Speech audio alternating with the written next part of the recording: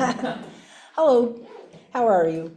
I am so happy to be here because I love Haven. I love the energy that's here. I love that so many people want to be here to create successful businesses, to be independent. It's fantastic. And that's why we're here today to discuss the secrets of a successful business plan. Why do you have a business plan? I'm going to open it up to you guys. Why do you think you need a business plan? So you know what direction you're going in. Are you going to make money? Yep, what direction you're going in, that's good. A goal without a plan is just a wish, one of my favorite statements. That's a really good one. You do everything with intention, not just flying by the seat. Yeah. Right. Well, my favorite way to capsulize it is written on the wall right back there. It's, if you fail to plan, you are planning to fail. And that's from Benjamin Franklin, good old Ben Franklin. Another reason is because if you don't have a plan, as you said, if you're planning to fail. So what do you think the business failure rate is? Business startup failure rate is? That's 65%. That's 70, going higher. 70 to 90% is for venture, they say that's for venture-backed businesses, but the US government says it's about 50% of businesses fail. So what do you think makes them fail? Any idea? No plan, no follow through.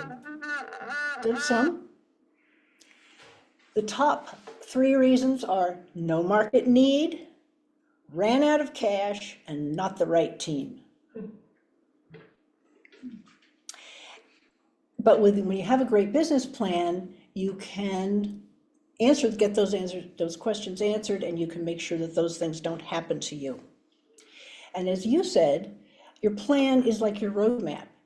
You are going to meet detours, you're going to get bumps in the road, but if you've got a roadmap or a GPS, you can find ways around it, you can take those detours, and I have found that the entrepreneurs that I have worked with who have a good plan and they work on executing their plans have done very, very well.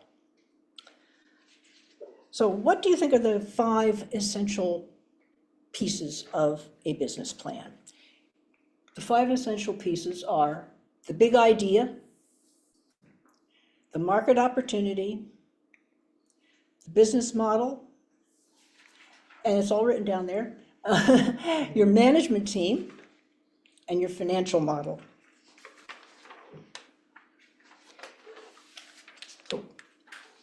Let's go to the big idea. What's your product or service, and what is your value proposition? How do your benefits uniquely meet the needs of your target market? You can take the handouts, or there's paper in the middle and there are pens. Take a minute and jot down what you think your value proposition is, if you have one for your business or you're thinking of it.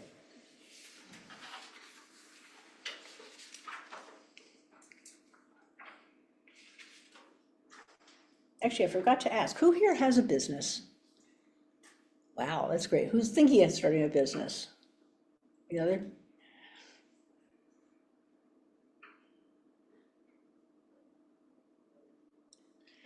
Well, can I ask a question? Sorry. You can. I mean, I have always kind of struggled with this one a little bit, like the unique value proposition. I mean, I'm an interior designer, so I started my interior design business. I mean, every interior designer does the same thing. Well, we will get into that. So something that is so uniquely special about me. I mean, There is, I guarantee it. I did kind of find a couple of different things, Well, but also, I mean, at the end of the day, we're all the same. let's explore that in a minute, but I want to see what some of the other people say about, I want to hear a couple of your value propositions.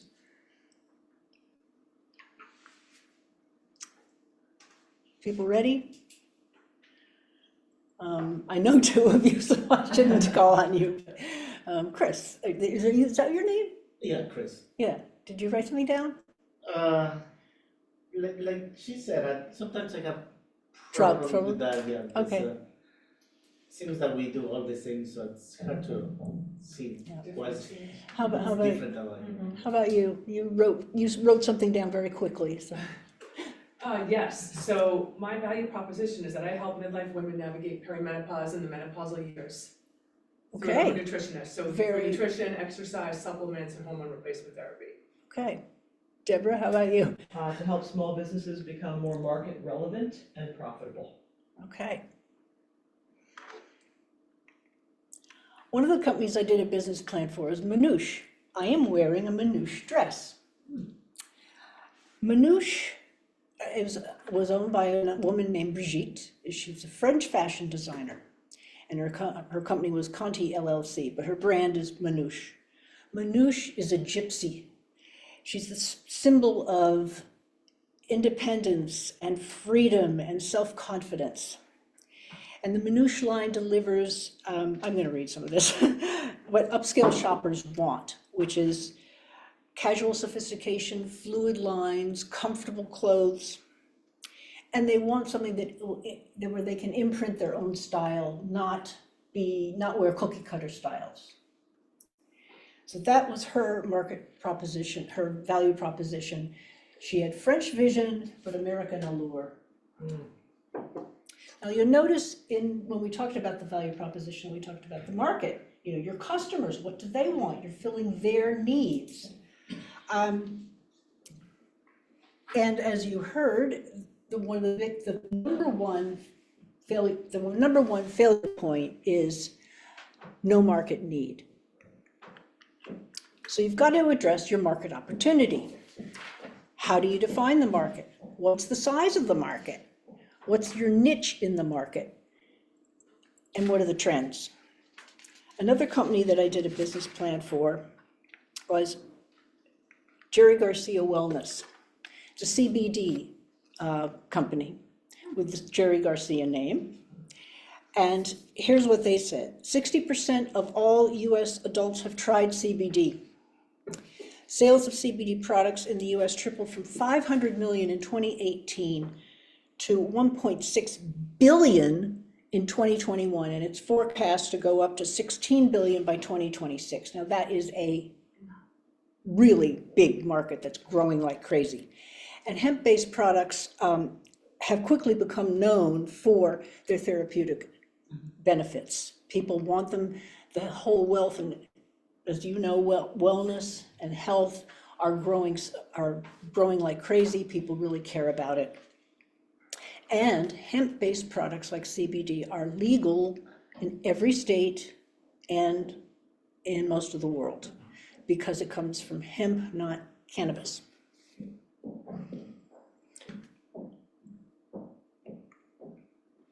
So then you want to know you have a market, you've got an idea. What's your business model? Your business model tells you how you're going to create value and make money doing that. So more specifically, how are you going to make and sell and deliver the product or service while generating revenue and eventually a profit? I'm going to go on with Jerry Garcia Wellness. What they did is they have the Jerry Garcia name, and they got the permission from his family. He was the founder of the Grateful Dead, in case you don't know who Jerry Garcia was. And they got permission from his family to use his name. They've developed this CBD product that is pure, it's organic. They have a whole line of packaging that is petroleum-free, plastic-free. They're developing these products and selling them with as least harm to the planet, to least harm to the planet as possible. And that is exactly what Jerry Garcia had as a vision. He wanted cannabis products when he was alive to be legal. He wanted them to help people, and he didn't want to harm the planet. And 1% of their products are going to, 1% of their profits are going to charities that the Garcia family has designated. They have, they're selling at events, like concerts. They're selling direct to people on their website. They're selling through retailers and also online resellers. resellers. All right, who is going to get all this stuff done? That's the management team. Now, who is the management team? Who are you? And why are you the right team? And do you have something called distinctive competence? Distinctive competence is tried and true experience. It's your special talent. It's a unique skill set. Most people have to develop it over many years. Some people just have it. But if you think over your own careers and your own lives, you can probably come up with what your distinctive competence is. When you develop, and that's important for a person who is running a business or an entrepreneur. We're going to go on with Jerry Garcia Wellness. The man who started Jerry Garcia Wellness is named Bobby. He's a seasoned entrepreneur. He'd started 3 other successful cannabis companies. He also started a very successful search engine way back before the dot-com meltdown, but even after the dot-com meltdown, it went up to over $1 billion in market cap. So he has a track record. He knows what he's doing. And he's hired experts, chemists and biotech people and packaging people to work with him. He has what my co-author from the book I wrote said called lightning in a bottle, which is why I got that. All right, you got your idea. You believe there's a market. You've got a business model and you know who's going to do it. How are you going to make money? What is your path to profitability? You have to understand that so that you can raise money. You have to understand, be able to explain that to investors and lenders, and you have to be able to explain it to yourself. You have to understand what that path is. Now, a lot of people don't like numbers, but the numbers tell your story. When you build your financial model, you have to make good, educated guesses. You have to do some research and figure out what your projected sales are, what your projected costs are, the startup costs, the direct costs, the indirect costs. You have to know when you're going to break even. And how much money do you need to start and succeed? And how fast are you going to burn through your cash? Now, we all just lived through Black Friday. Does anybody know what Black Friday, why it's called Black Friday? You did what? I think it's something to do with when corporations were profitable. Yeah, yeah. In the black, not the red. Right. When you have a loss, it's usually written in red on financial statements. So it's at the end, toward the end of the year, Black Friday is when a lot of retailers and companies sell enough product that they will finally make a profit. They'll finally break even. I want to show you, or do a little bit of demonstration of what I mean by break even. This is your business.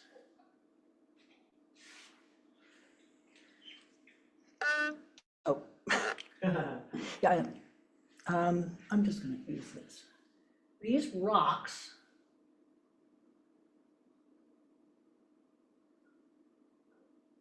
are your fixed costs or your overhead. You have a thing called gross profit, which is your revenues, your sales, and then what the costs that make those sales, your cost of goods sold, taken out of it. So your gross profit gets poured in. And slowly it fills up until it covers the rocks. And that's when you break even. And you can keep getting more and more and more, and you get more and more profit after you've broken even. So that's why it's important.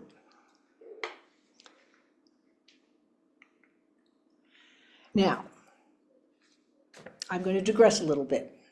Do you know where the middle class started? With the Renaissance. That's when the merchant class and global trade really flourished. And people had to keep track of all this trade that was going on and all these goods that were being sold. And if any of you ever saw The Merchant of Venice, you know, buying things overseas, bringing things in on ships, trading. They had to keep track of the investments and the loans and the products and all of their costs and everything they were making. And so someone back then in the Renaissance in Florence and in Venice invented double entry bookkeeping. And that is the same bookkeeping system that is used today everywhere in the world. The beauty of double entry bookkeeping is that it enables you to keep track of all the inputs that you're spending money on with the money that you're making. I'm going to give you an example. Let's say you buy a truck and it costs $50,000.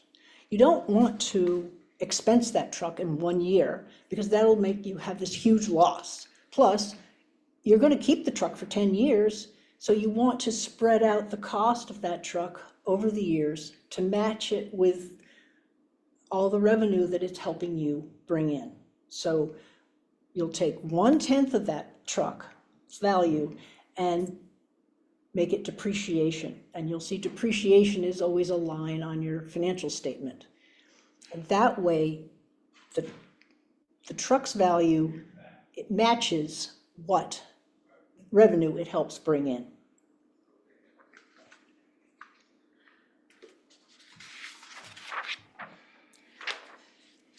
Now we're going to get into what is called a profit and loss statement.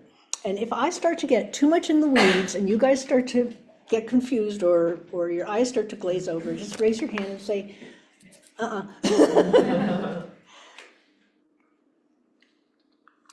Take a look at this.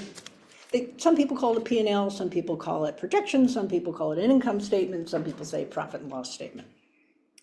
But when you do a business plan, you've got to do projections, and you have to make these educated guesses about what your revenues are going to be. And then we talked about the cost of revenues. The cost of revenues are the cost of goods sold.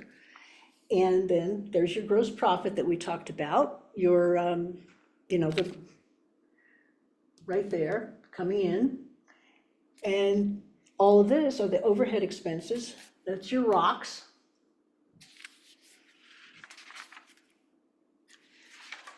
You've got salaries, marketing, general and administrative, research and development, all those things are your overhead expenses. And then you have your depreciation and your amortization, and you subtract those and you've got your total expenses. And from there you get your operating profit. And if you are making any money, you pay taxes, or if you have loans, you'll pay interest. And there you have your net profit or your net loss.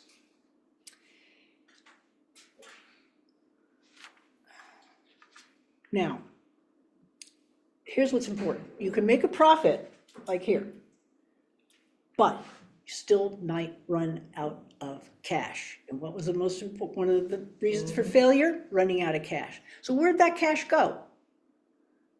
It went into buying something like a truck. Or in the case of Manouche, it went into inventory. Now, when, I'm trying to stay in front of the camera. When Brigitte made a dress, she got her, like the dress that I have on here. She bought fabric from France. There's a zipper, there's thread. All those things she had to buy, and that went into her inventory. She paid people in New York City to cut the material and sew it together. And so all those things together were big expenses that she had to put in to create her inventory, to make a whole bunch of dresses and pants and skirts. That's not on the P&L here. That's all, that cash is getting spent separately, and you can see it here. See cash outflow to cover inventory and operating expenses. Look at these, look at that. These are big expenses that she had. And that can happen to anybody in manufacturing because she has to do that before she ships the inventory out to customers. And she doesn't get paid until the customers sell the dress. So she had to get a line of credit, which is one of the reasons I did a business plan for her. So she was able to take the business plan to the bank and get a line of credit to help pay for that difference. So you've got to work closely with your accountants or your bookkeepers or your financial people to make sure you understand the numbers and where the money's coming from and where the money is flowing to. Because it all has, as you could hear, there's this timing going on. And one thing I forgot to mention is that as she sells each dress, she assigns the cost of just that dress to the cost of goods sold. So then she gets her net profit, not her net profit, yeah, she gets her gross profit, as you can see there. Does that make sense? Okay. But that's why inventory uses up all this cash, but only the portion of it that gets sold gets reflected on this income statement.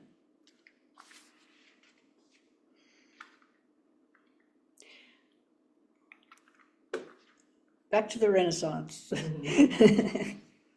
Just remember that this whole system of matching costs and expenses with your revenues came from these guys back in the Renaissance.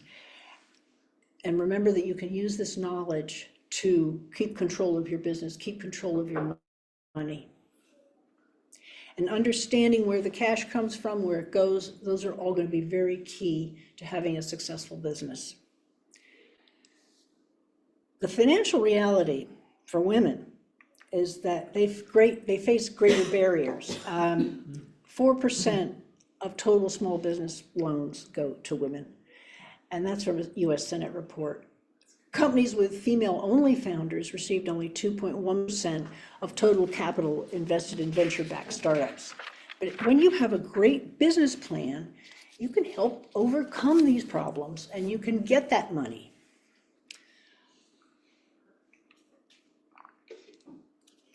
I believe that the business planning process is extremely important and it's essential to success. And that's one of the reasons why I jumped at the chance to work with this guy, Ed McLaughlin, and his son, Paul McLaughlin, to write a book.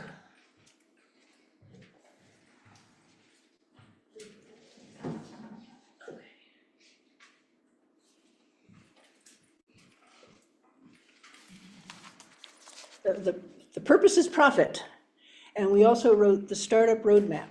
And I'm going to give these books away at the end after I've answered any questions that you have.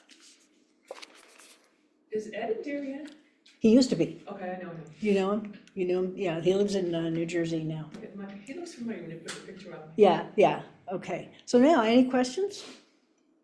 You had mentioned that you're integral to getting venture money or capitalization for businesses. Do you Well- still do that or no? No, the business plan is, That's- yeah, and I don't have I used to be really plugged into everything, but I'm not as plugged in anymore. I mean, Got it. after the dot-com, well, not just that, but things really have changed a lot. The whole venture scene, there used to be the Connecticut Venture Group, there used to be an inventors group, Yep. there used to be, I think there's still some women's groups, There are. which is the, There's one here. is the for that matter. Entrepreneurial Women's Network still around? It's called the Women's Collective now. Oh, okay. It's here. Oh, okay, great. There are things like that, but I'm not plugged into all those things anymore. 'Cause I find that a lot of people are looking for money. Yeah. And that's the toughest part of this. That is, and it seems like a lot of the venture capital wants to go to all these AI companies, and it's they get into trends. What trend do I want to? Well, where can they make the most Invent- money the fastest? Yeah. That's all. And yet, they're only going to make money on maybe 10% of their investments. But when they do, But yeah. it's huge. So that overcomes the problem of losing money on the other 90% or 70%. The small business loans there are special small business loans for women, but usually you have to have been in business for a year. Those business loans are through the SBA, the ones that you mentioned? Some are, and I think there's also there is some entrepreneurial set-asides here in Connecticut that are not SBA, but you apply directly to them. You can just do an internet search and it comes up. I don't remember the name of them. Usually they're for low-income people, but I don't know if they can discriminate, and say, well, you're not low-income, you're not getting this money. But the idea is to try and help people who are low-income to start businesses and to help with business development. Why do women get so much less of the venture capital funding? Is it that they're not as many of them, or is it? No, there are. I mean, women are, Or is there a bias, or is it what their businesses are less? let's see, no, I didn't include that. I was just looking to see if I. Your take on it, 'cause My take on it is that, well, a lot of women that I've worked with will want to keep their businesses relatively small and under control, and then so they don't go out and ask for the loans. But I think there's bias, and I also think that women haven't necessarily been taught, these are the things you really have to have, and so you get in front of a banker or a venture capital and they go, well, how fast are you going to burn through your cash? And like, I don't know. So I think that there's some of that. It's something that has puzzled me. Yeah, me too. For many years, I'm going to be very honest. The success of so many women businesses now, Yeah. it's hard to understand that much of a disparity, Yeah. It's, Yeah, it's really incredible. yeah, it is, and I also think that a lot of women may not go for business loans, or they may not go to the SBA, or they don't know about them, and a lot of people go for friends and family money. I mean, Brigitte used. I feel like men can sometimes have more of like an I ask for what I want. Exactly. Be like I more figure it out on my own or do it. Like I feel like Yeah. to that point. Yeah. I think a lot of women go for friends and family money too, but a lot of men go for that too. I mean, who do you ask? First, maybe you put your own money in. I mean, when Ed started his business, he took the money he was going to buy a house with, and he put it into starting a business. And then they rented a small house instead of buying a decent house, because he had a great career in real estate services. But he saw that he suddenly had the knowledge. He wanted his own freedom. He wanted to be in control, and said, I'm going to take this money and I'm going to do it myself. So I'm just curious, once you actually do this plan, what percentage is that are actually following this?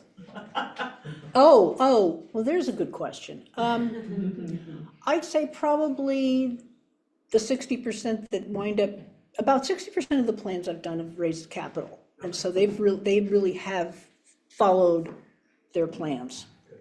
I mean, the two I showed you, both Brigitte got a line of credit from her bank, and Jerry Garcia Wellness got all sorts of private venture money,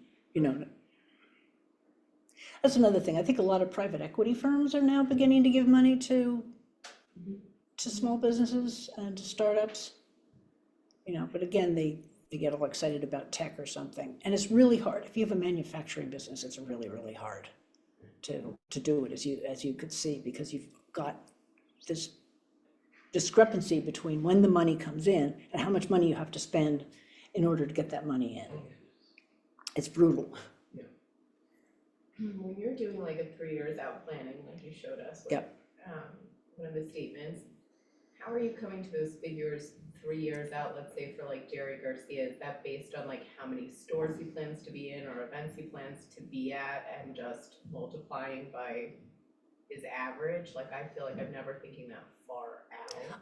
I know. And I mean, some investors say, I want to see a 5-year plan. Well, I'm sorry. Do you really know what's going to happen 5 years from now? Nobody does. I think a 3-year plan is much better. What you do is you say, okay, here's the rate the market's growing at. How much of the market do I think I can get? What's it gonna take for me to get that much of the market? So that's how you can do it. And you can take a best guess, but it's gotta be an educated guess. How much money am I gonna have to spend in order to get that market share? I mean, they were pretty sure that with Jerry Garcia's name, they were gonna get a good chunk of the CBD market. And they have beautiful packaging and beautiful, I mean, the graphics are fantastic. They've got Jerry Garcia's handprint, you know. So I just have a question, so kind of like to build up on that market opportunity and the size of the market, kind of topic, like how do you actually find out the size of the market and the niche and the? Well, it depends. The first place, it's really changed over the years. It's a very good question. First place would be Google, obviously. You would just ask Google, what's the size of the photography market? What's the size of the interior design market? You can find out what the size of the interior design market is. You said you were an interior designer in Fairfield County. And that's another thing that investors and bankers want to know that you have done, is that you've figured out not just, oh, here's the market, you know, like here's the worldwide market for interior design. No, that may be fine, but what about your own market? You know, what's the relevant market? And there are also industry information, like There is, so yeah, like, for example. you know, like in magazines and Right, so like in case of interior design, there is a national association called Yes. American Yes. Society of Interior Designers, and Yes. they come up with annual reports yes, and things like that, but they're very general. They're Of course. going to be for, you know, for the hospitality market, this was the size of it. And then they would maybe regionalize it for the Northeast or Southwest or whatever, but not really Right. specifically So for that- our. right. Well, that's where you have to start, is certainly that. You go to sources like that and then you make educated guesses. I mean, if you've got an association like that, you can say, okay, well, how many, maybe you can ask them, how many people are interior designers in Fairfield County? And then think, well, okay, what do these people spend? What do people, you know? And you just have to multiply things, you know, write the numbers down, multiply them, and then say, okay, what can my growth rate be? Am I gonna grow it 1% a year? Am I gonna grow it 5% a year, 10% a year? Am I gonna have a hockey stick growth? You know, you've heard of that, where a plan set is like, you go, oh, I'm gonna grow like this. It's called a hockey stick, and nobody believes those, although it does happen to some companies. Also, to get the data and stuff that you're asking, and the SBA has a regional people that work with small businesses. Like in Fairfield County, there is an office in Yukon. Yes, They can give you all that information. Oh, Yeah, okay. yeah. Oh, thank you. yeah, I can send the small, That would be great. small business development centers. Right. Yeah, they're fantastic. They are a great source. For a while, and I believe we still have this, there's something called PTAC. So if you are going to do something where you want to sell to the government and you have some sort of technical ability and technical products, you can go to them and they will help you do your plan so that you can get it actually, so you can get government contracts. And that could be helpful to you as well.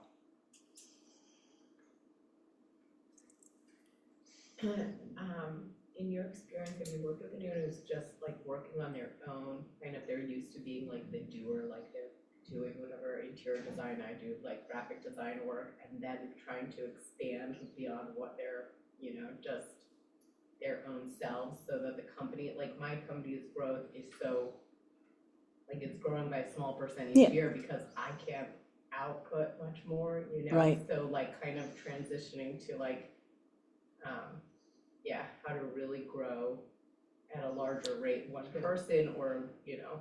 That is one of the biggest stumbling blocks for companies, is that you've got your sole proprietor and then you really need to scale to the next level. Ed went through that with his business where he had a couple of customers and then suddenly he started getting more and he had to hire more people. That's when he started out with just some guys who said, sure, I'll quit work, I'll come work with you. And then he realized they didn't have the skills. So he had to find people, and he did it through networking, and he hired them. But they have to be willing to take the risk to jump ship. I was working with somebody here who was local. I was doing marketing for his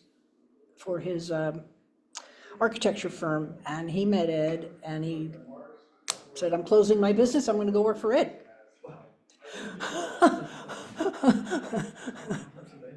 Yeah, but you could, that's what you do. You just have to do a lot of networking and a lot of exploration and say, can I afford this? Will I grow enough to be able to pay these people? And will what they contribute help that growth jumpstart and get to the next level? I mean, going one level to the next is really, really a stumbling block for a lot of companies. It's a very good question. And there's no magic answer, except trying to find the right team and feel good with working with them. And they can't mirror your distinctive competence. They've got to complement it.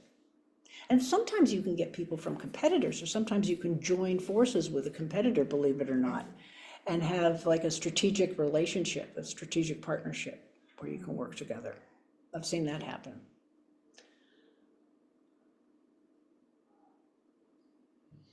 I have another Go ahead. Sorry, No, don't apologize. So, in the Jerry Garcia example, I'm curious with his plan included so many different kind of like in retail stores and at events, and Yeah. I can't even remember your whole list. Yeah.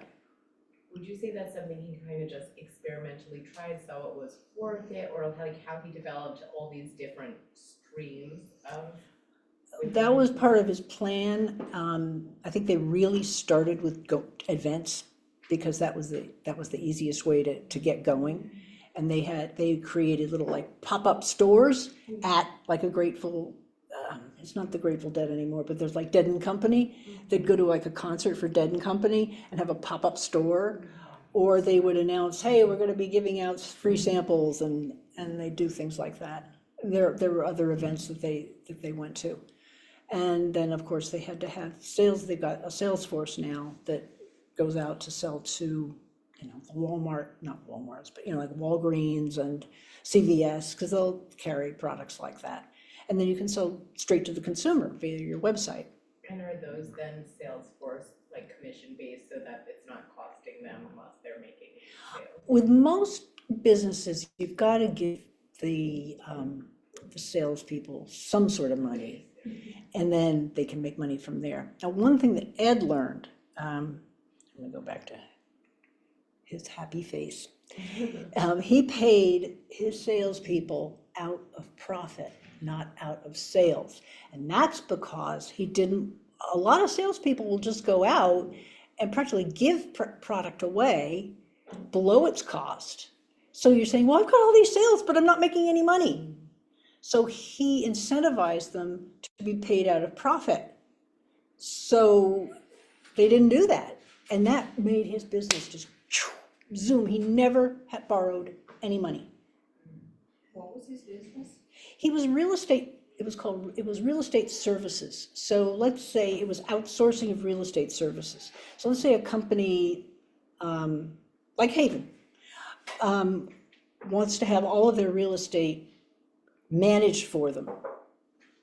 Their growth, their everything to do with their real estate portfolio. And his company would come in and take over the real estate portfolio and manage it, and manage everything to do with it, with building buildings, redesigning the interiors. He'd maybe work with somebody like you. Managers, Yeah. Property management, and he actually put people into a corporation, like, he was at Pratt and Whitney, where they actually had an office within the company, but the company didn't have a real estate department anymore. So they saved all this money. And his company helped manage things so well that what they paid him was far outstripped by the money they saved. So it was a great business model. And he was very much into quantifying everything. So he could go in and he'd say, if you work with me, this is exactly how much money you're going to save. And it was a great pitch. When I said you should quantify your value proposition, I worked with another company here called Intel Energy that did garage lighting and hockey rink lighting. And they had a product, a lighting product that was patented, and they increased the lighting, the brightness by like 60% at like half the cost. It was highly energy efficient and gave much better light. So that was a great value proposition. I went by some of the garage, I would drive on 95 and see garages that they'd done, and you'd go by and you'd just think, whoa, they are so bright. I think also that a lot of people look at their competition very, very carefully and analyze it to the point of having a team analyze the competition and say, look, what does they say? Is this It's a the highest form of flattery? You're not gonna steal their business plan or their business model, but if it's successful, you're gonna cherry pick from those areas, and it could be a number of different businesses. That's a terrific point, Deborah. I think it's important. You've definitely got to look at your competition to answer your question. What is my competition making? And believe it or not, you can actually go and talk to your competition, and they'll tell you sometimes. I worked with a woman. This was when I was working with low-income people who wanted to start businesses, and a woman wanted to start a book company, a little bookshop down in South Norwalk. So I sent her over to Barrett Bookstore, and I said, talk to them, find out, what their costs are, what you're doing, and they told her how difficult it was to run a bookstore. But it really helped her in understanding what it was going to take to start her little bookstore. And so she said, okay, I'm not going to start by having a bookstore. I'm going to start by providing books to book sales at schools, the book fairs. And then from there, she took money that she made from that and was able to start her bookstore. But just go out, talk to the competition, see what they're doing, analyze them. If they're public companies, you can actually look at their financial statements, and you can look at what they're saying. And that's a really great and easy way to do it. And it's available on the internet, because all public companies have to supply their financial statements on the internet. And it's to the government, and it's right there, so you can see it.